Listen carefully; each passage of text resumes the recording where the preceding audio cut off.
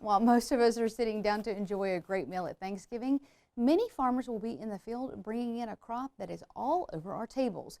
There are about 500,000 acres of sugarcane in Louisiana. In this feature from the LSU AgCenter, sugarcane specialist Kenneth Gravois shows us how far the industry has come since beginning in Louisiana back in 1885.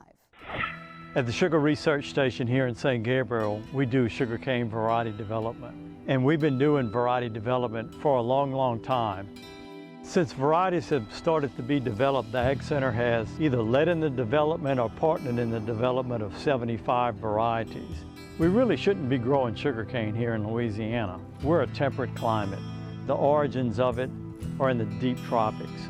But we've been able to breed and develop varieties that are specifically adapted to our climate. It first started back in 1885 at the Louisiana Sugar Experiment Station in Audubon Park. We used to import varieties from around the world. The scientists worked with USDA consulates and they would import varieties that way. It took a disease epidemic in the 1920s for us to really gather the forces and formalize the variety development work.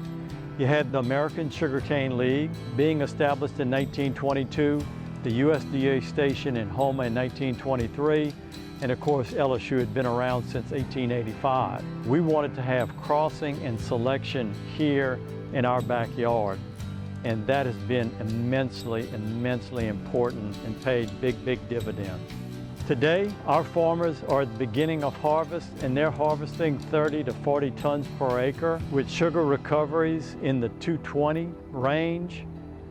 That was unheard of 50 years ago, 100 years ago, 200 years ago. But that's the result of variety development work, bringing in the new genetics that'll impact yield. In fact, we've doubled our sugarcane yields in the last 50 years. We don't just release a variety, we release a management package. What's the disease resistance of that variety to all the diseases? What's the insect resistance to all of those varieties? How do we fertilize it? Any sensitivities to herbicides? All that is impact. Our industry is growing. It's growing two ways. One, new acres of sugarcane are going in, but two, we're extending our crop cycle. The less cane we plant means the more cane we have for the mill.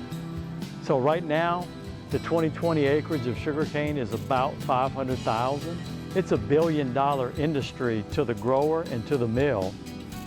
When you add those economic multipliers of 2 to 3 onto that number, these dollars turn over in the economy. People go shopping, people buy vehicles, people buy homes. It's a real economic force in rural South Louisiana. This year, sugarcane farmers will be in the field harvesting their crop until the middle of January. Still to come on Twyla, we share some of our favorite Thanksgiving recipes. But first, we'll show you the back-breaking work that goes into harvesting sweet potatoes. Stay with us.